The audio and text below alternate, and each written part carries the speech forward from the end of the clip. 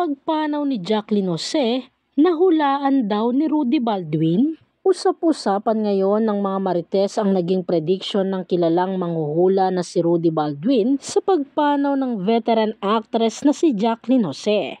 Marami ang kinalabutan nang muli nilang balikan ang ipinost ni Rudy sa kanyang Facebook account nitong nakaraang buwan tungkol sa pangitaing sangkot ang isang veteran actress. Narito ang kabuuang FB status ng tinaguriang psychic reader at dream translator na may petsang February 26, 2024. #ShowbizVision. Isang kilalang veteranang artista na hanggang ngayon ay nakikita pa din natin sa telebisyon. Babae ito at may magandang maamong mukha. Isang trahedya o aksidente ang kanyang ikakasawi. Hindi pa ito matanda at sobrang sikat ito dahil ito ay veteranang artista din. Ang masawi dahil sa isang aksidente na hindi na niya ito kinaya sa lakas ng impact nito ng kanyang pagkasalpok. May nakita din akong isang sikat na newscaster o makikita natin sa telebisyon na naghatid sa atin ng balita at impormasyon sa isang sikat na telebisyon ang masawi dahil din sa kanyang karamdaman na hindi na ito kinaya pa.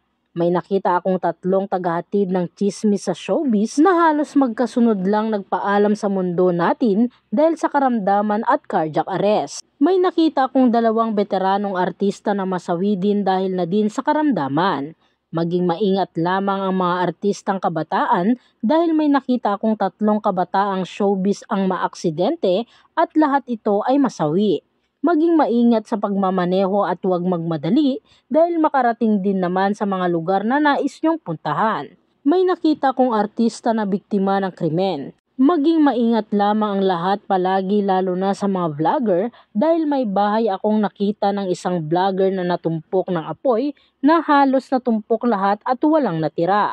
Maging ingat din ilan sa ating mga atleta ng Pilipinas dahil may nakita akong nasawi dahil sa aksidente. Lagi lang natin tandaan na ang buhay natin ay hiram lamang, maging maingat at huwag natin kalimutan ang manalangin palagi.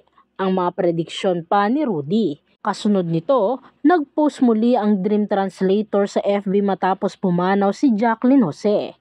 Anya, kung pwede lang lapitan at sabihin ko sa isang tao na ikaw at para sa kanya ang post ko, ginawa ko na. Ngunit ang maging reaksyon ng isang tao ang hindi natin malaman. Ngunit ilan sa friends ko na sabi ko sa kanila to.